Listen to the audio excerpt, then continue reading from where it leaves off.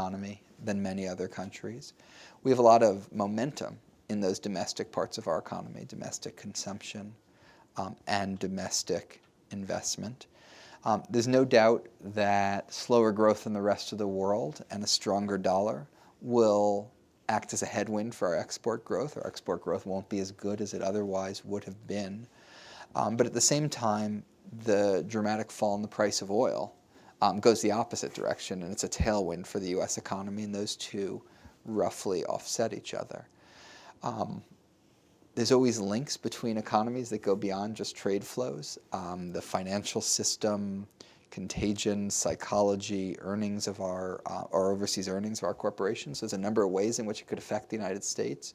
So it would be rash to assume that it won't through some of those other channels, and that's why we are engaged with Europe, with Asia, around the world to work to strengthen economies, to strengthen all of our economies. But at the same time, if you want to look at understand the United States over the next year, I'd mostly look here. One of the things that's interesting is that if you've mostly been giving a national picture, if you like. How does the recovery look to you at almost at the state and local level? Because one of the things that's interesting, at least with some states, hopefully California is in better shape now, is that expenditures are still outstripping, if you like, revenue that the states collect. And they also, many of them still have these incredible liabilities that they have to deal with. So how does the recovery look to you from almost at a state-by-state level?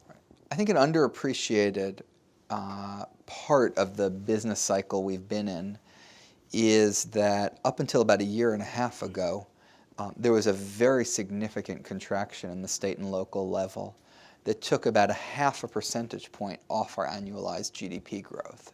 So if you want to look at every other business cycle we've had in the post-war period, the state and local sector was the thing that just kept chugging along, moving forward, even as the economy was in contraction. And so consumers would be retrenching, businesses would be retrenching, but state and local would keep expanding. That didn't happen this time. It didn't happen because of the property tax bubble bursting. It didn't happen because more states have balanced budget requirements, and I think for some other reasons as well. So it's something that really held us back for a while.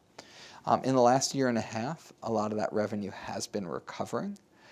You've seen the state and local government spending is actually expanding over the last year and a half and adding to our growth rather than contracting and subtracting from it.